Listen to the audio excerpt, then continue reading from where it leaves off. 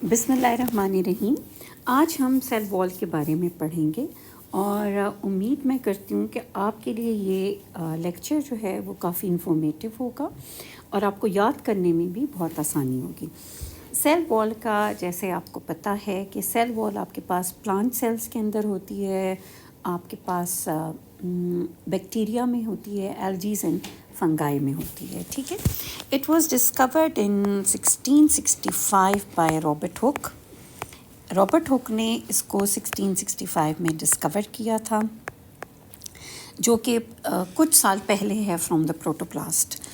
It is the, अगर हम बात करें तो it is the outer most non living rigid boundary.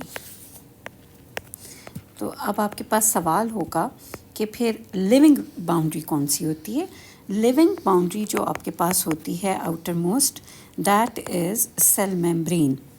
तो जब आपको एमसीक्यूज़ दिए जाते हैं तो उसमें यही होता है कि आपके पास थोड़ा सा फ़र्क दे देते हैं और आपके पास जो ऑप्शंस होती हैं फिर उसमें से आपने चूज़ करनी होती है। तो आपने गौर से पढ़ना है कि आपको नॉन लिविंग दिया गया है आउटर मोस्ट या लिविंग आउटर मोस्ट दी हुई है। ठीक है, अगर नॉन लिविंग है तो ये आपका जो करेक्ट ऑप्शन होगा that will be cell wall, और अगर लिविंग के बारे में वो बात करते हैं so that is the cell membrane.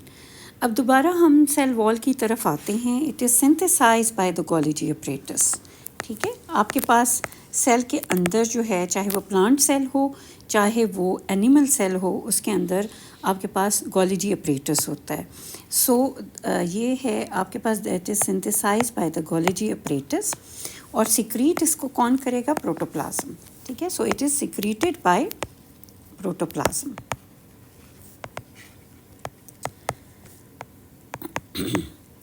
इसकी जो थिकनेस है वो डिफरेंट सेल्स में डिफरेंट होती है, और हर सेल जो है उसकी अपनी एक सेल वॉल होती है। ठीक है, एनिमल सेल्स की अगर हम बात करें तो एनिमल सेल्स में कोई सेल वॉल मौजूद नहीं होती। उनकी आउटर मोस्ट बाउंड्री जो है वो सेल मेम्ब्रेन होती है, और ये सारा कुछ इसलिए है कि उनका जो लाइफ स्टाइल है दैट इज़ लोकोमोटिव। वो एक जगह से दूसरी जगह मूव करते हैं, सो दैट्स वाई कि उनकी सेल वॉल मौजूद नहीं होती। अगर इसकी कॉम्पोजिशन और मॉर्फोलॉजी की हम बात करें तो वो भी वेरी करेगी डिफरेंट सेल्स में, डिफरेंट ऑर्गेनिजम्स में। और अगर हम सबसे पहले इसके फंक्शंस डिस्कस करते हैं तो फंक्शंस में, अब इसके फंक्शंस क्या हैं? इसके 5 बहुत ही इम्पोर्टेंट फंक्शंस होते हैं। सबसे पहला फंक्शन इसका है कि ये शेप को, यानी सेल की शेप को मेंटेन करता है। ठीक है, और ये किस तरह से इनको मेंटेन करता है कि इसके अंदर सेलुलोज फाइबर्स होते हैं और स्ट्रक्चरल प्रोटीन्स होती हैं जो कि इस शेप को अच्छे तरीके से मेंटेन करती हैं। सेकंड जो इसका फंक्शन है सेल वॉल का, दैट इज़ प्रोटेक्शन, कि ये इसको एक्सटर्नल एनवायरनमेंट से में जो चेंजेस हो रही हैं उनसे और जो चीज़ें हैं उन सब से इसको प्रोटेक्ट करती है।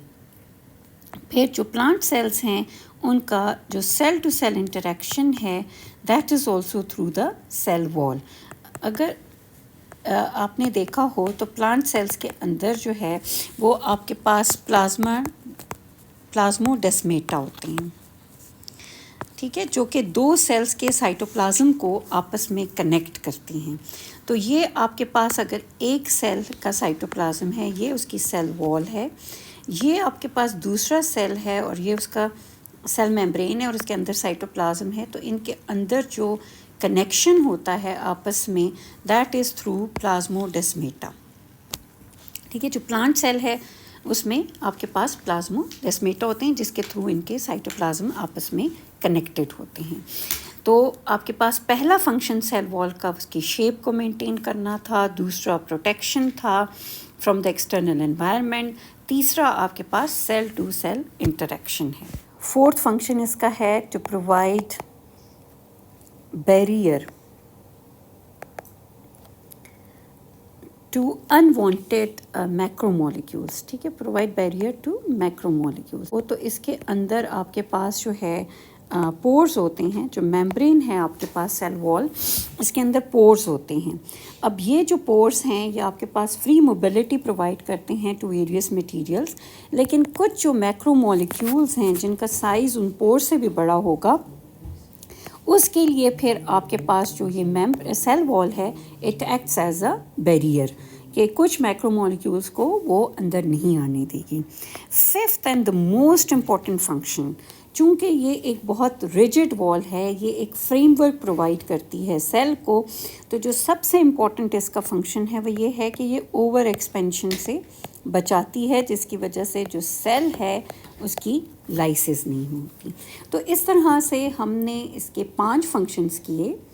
पहला फंक्शन इसका था शेप मेंटेन करना, सेकंड है प्रोटेक्शन, थर्ड हमारे पास आता है cell to cell interaction, fourth हमारे पास है कि ये प्रोवाइड करता है बैरियर टू मैक्रोमोलिक्यूल्स, और हमारे पास जो फिफ्थ फंक्शन है इसका दैट इज़ ओवर एक्सपेंशन को प्रिवेंट करता है। So it prevents over expansion of the cell, जिसकी वजह से फिर वो बर्स्ट नहीं होता।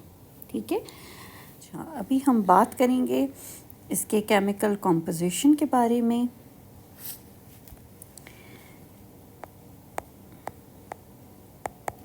जो केमिकल कॉम्पोजिशन होती है ना, वो डिपेंड करती है कि आप किस ऑर्गेनिज़म की बात कर रहे हैं। जैसे अगर हम बात करते हैं बैक्टीरिया की, तो जो बैक्टीरियल सेल वॉल है that is made up of peptidoglycan, peptidoglycan जिसको हम म्यूरिन भी कहते हैं। पेप्टाइडो का क्या मतलब हो गया कि इसके अंदर कोई प्रोटीन भी होगी, और ग्लाइकेन वर्ड जो है आपके पास कार्बोहाइड्रेट्स के लिए जनरली यूज़ होता है। सो इसका क्या मतलब होता है कि आपके पास इसके अंदर पॉलीसेक्राइड चेन्स होती हैं जो कि कोवेलेंटली बॉन्ड होती हैं to shorter chain of amino acid. बात करते हैं फंगस के बारे में, तो जो फंगाई होते हैं उनकी जो सेल वॉल होती है that is made up of chitin, और चाइटिन जो है वो आपके पास अनब्रांच्ड पॉलीसेक्राइड है।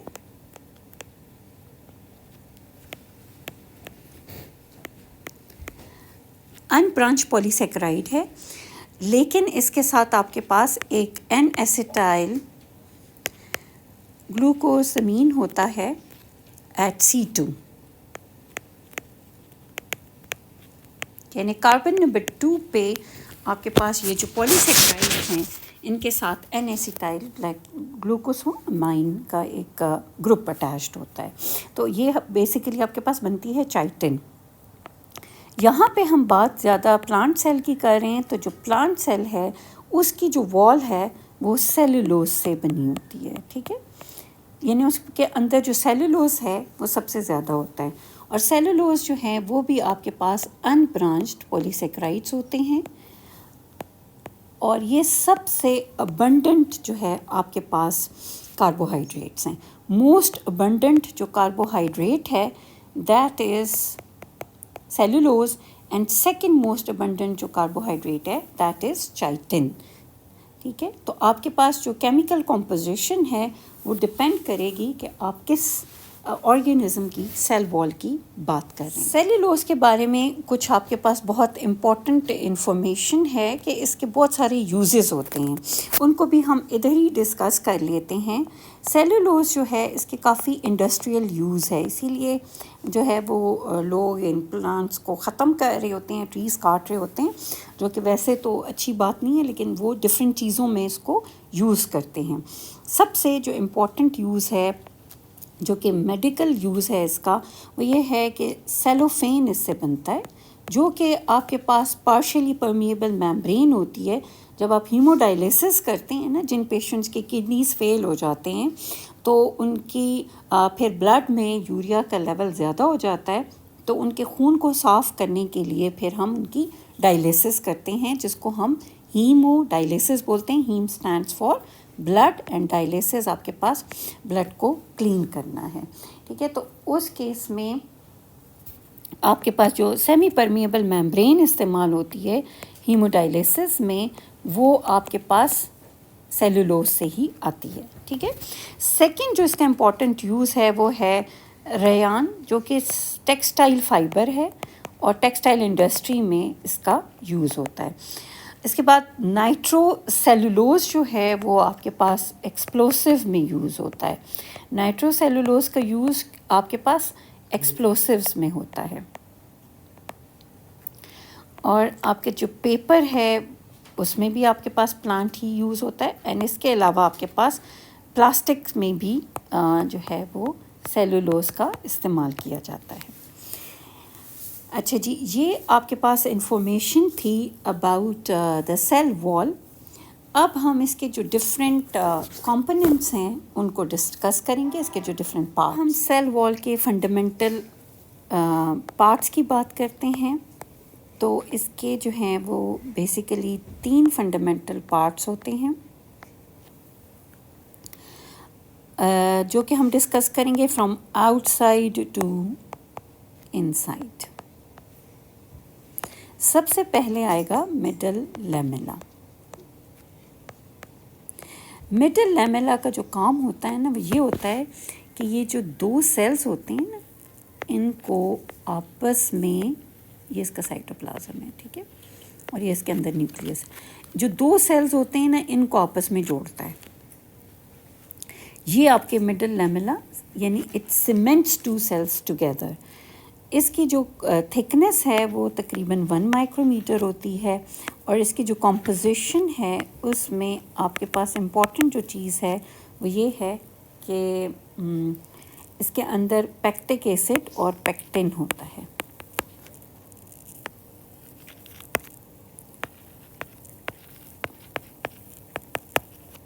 पैक्टिक एसिड और पेक्टिन जो है वो आपके पास प्राइमरी सेल वॉल में भी होता है, लेकिन सबसे ज़्यादा जो पैक्टिक एसिड और पेक्टिन है वो आपके पास मिडल लैमेला में होता है। इसके अलावा इसमें लिग्निन होता है। तो ये चीज़ जो कॉम्पोजिशन, लिग्निन आपके पास प्रेजेंट होगा वुडी टिश्यूज़ में, ठीक है। वुडी टिश्यूज़ जो हैं आपके पास उनमें फिर जो है वो आपके पास लिग्निन होता है। इसमें एक चीज़ याद रखें, आपको ये कॉम्पोजिशन जो है आपसे पूछी जाती है, तो इसमें आपने याद रखना होता है कि सबसे ज़्यादा कौन सी चीज़ किस लेयर में है।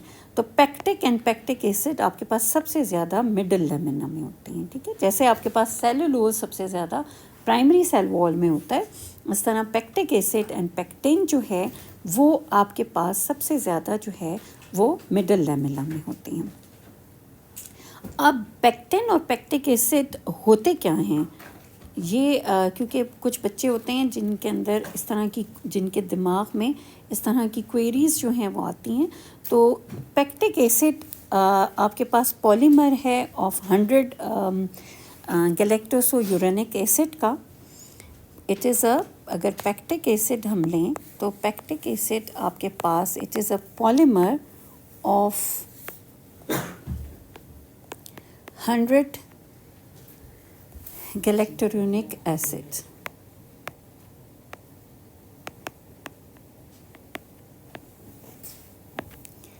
और ये जो है आपके पास वेरी हाइड्रोफिलिक होता है, यानी वाटर लविंग होता है, तो आराम से वाटर में डिज़ोल्व हो जाता है। और आपके पास ये जो है, जब ये इसका पार्ट होता है मिडल लैमेला का, तो ये आपके पास सॉल्ट्स बनाता है विद कैल्शियम एंड मैग्नीशियम, ठीक है। जबकि जो पेक्टिन है आपके पास, वो आपके पास पॉलीमर है ऑफ अराउंड 200 गैलेक्टोसोयूरेनिक एसिड्स का।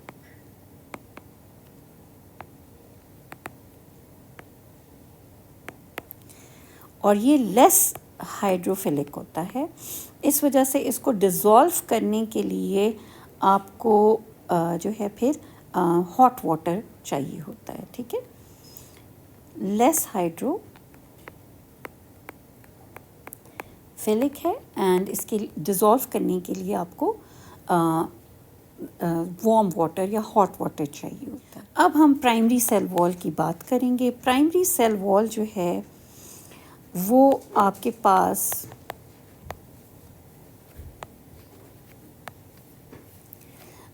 सबसे फर्स्ट ग्रोइंग है, फर्स्ट वॉल जो कि आपके पास बनती है इन अ डेवलपिंग सेल।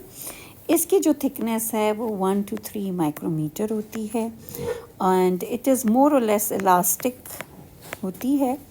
एंड दूसरा जो ये इसकी प्रॉपर्टीज़ हैं, ठीक है, कि ये आपके पास इसकी प्रॉपर्टीज़ ये हैं कि ये इलास्टिक होती है आपके पास, और इसके अलावा जो है आपके पास इसकी ये प्रॉपर्टी होती है कि it is crystalline, it is elastic, it is crystalline and optically active.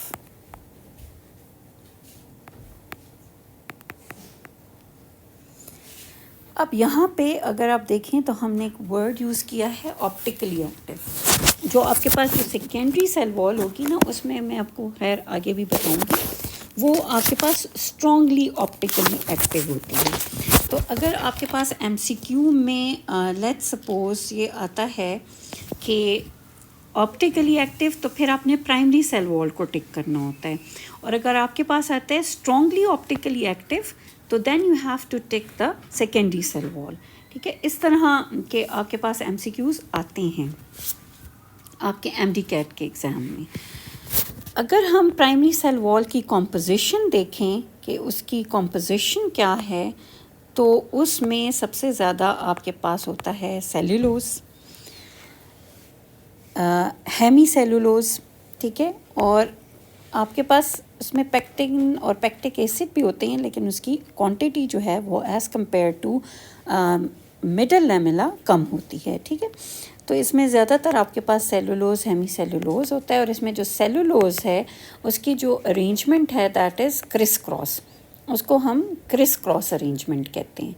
Criss cross arrangement जो है वो आपको पता है, जब आपके पास इस तरह का नेट टाइप बुना हुआ होता है, तो इसमें फ़ायदा ये हो जाता है आपके पास कि वो इसको ज़्यादा स्ट्रेंथ दे देता है। इसके जो माइक्रोफाइबर्स होते हैं सेलुलोज के, वो क्रिस क्रॉस अरेंजमेंट होती है उनकी, जिसकी वजह से वो ज़्यादा इसको स्ट्रेंथ दे देते हैं। ठीक है, अच्छा जी, अब इसमें ये होता है कि आपको मैंने बताया कि ये आपके पास इलास्टिक है, लेकिन ये इरिवर्सिबली इलास्टिक होती है कि एक दफ़ा आप इसको खींचेंगे ना तो ये वापस अपनी पोजीशन पे नहीं आएगी, और इसके अंदर ये कैपेबिलिटी होती है ऑफ ग्रोथ। ठीक है, so primary cell wall is capable of growth, लेकिन ये एक लिमिटेड टाइम तक होती है कि जब ये अपनी एक स्पेसिफिक ग्रोथ एक्वायर कर लेता है प्लांट, तो उसके बाद इसकी जो फर्दर ग्रोथ है वो डिमिनिश हो जाती है। ठीक है, तो इस चीज़ को आपने याद रखना है कि it is capable of growth but that diminishes with the passage of time. इसके बाद हम बात करेंगे सेकेंडरी सेल वॉल की। तो जो सेकेंडरी सेल वॉल है वो उसका जो डायामीटर है, सेकेंडरी सेल वॉल का डायामीटर जो है वो आपके पास है, ये है सेकेंडरी सेल वॉल,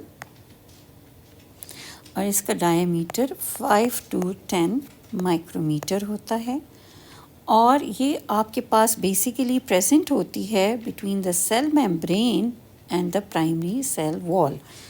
यानी ये आपके पास सेल वॉल और सेल मेम्ब्रेन के बीच में मौजूद होती है, ये इसकी पोजीशन है। ठीक है, और ये उन प्लांट्स में होगी जो कि आपके पास वुडी प्लांट्स होते हैं कि जिनको बहुत ज़्यादा स्ट्रेंथ की ज़रूरत होती है, तो ये उन प्लांट्स के अंदर होती है। ठीक है, हर प्लांट के अंदर आपको सेकेंडरी सेल वॉल नहीं मिलेगी।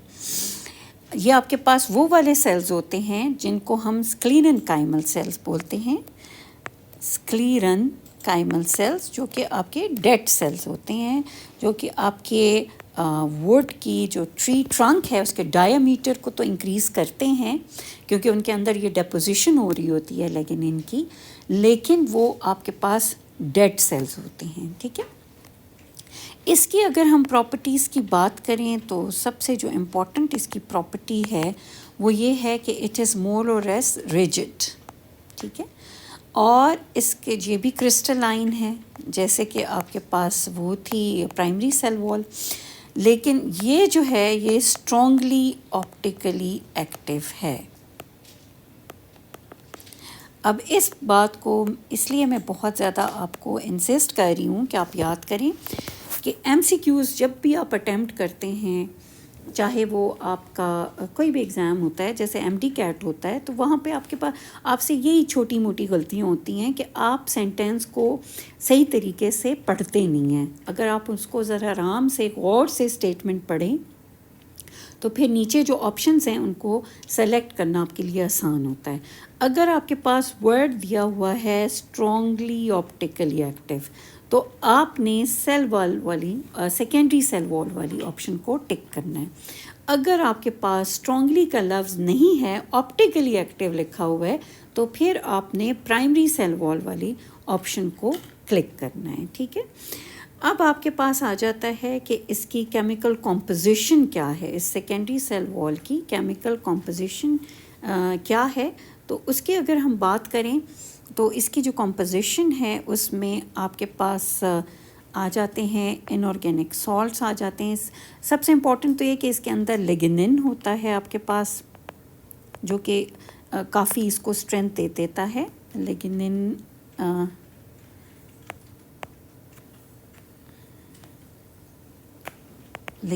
है जो कि इसको स्ट्रेंथ देता है।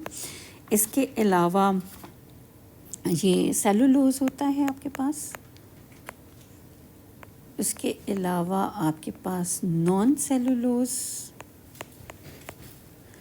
पॉलीसेक्राइड्स होते हैं, ठीक है, जो कि इनके बारे में ये कहा जाता है कि ये आपको डेफिनेट शेप और सपोर्ट में बहुत हेल्प करते हैं, ये जो नॉन सेलुलोज पॉलीसेक्राइड्स हैं, ठीक है। इसके अलावा आपके पास हेमी सेलुलोज होता है और आपके पास इसमें लिग्निन होता है, ठीक है। तो लिग्निन सबसे ज़्यादा आपके पास किधर है, सेकेंडरी सेल वॉल के अंदर है। और ये आपके पास जो सेलुलोज के जो माइक्रोफाइबर्स होते हैं उनको सीमेंट करता है। इसी वजह से आपके पास जो सेकेंडरी सेल वॉल है इसके अंदर बहुत ज़्यादा रिजिडिटी होती है। So that's all for today, और इंशाल्लाह नेक्स्ट वीडियो में हम आपके साथ सेल मेम्ब्रेन को डिस्कस करेंगे।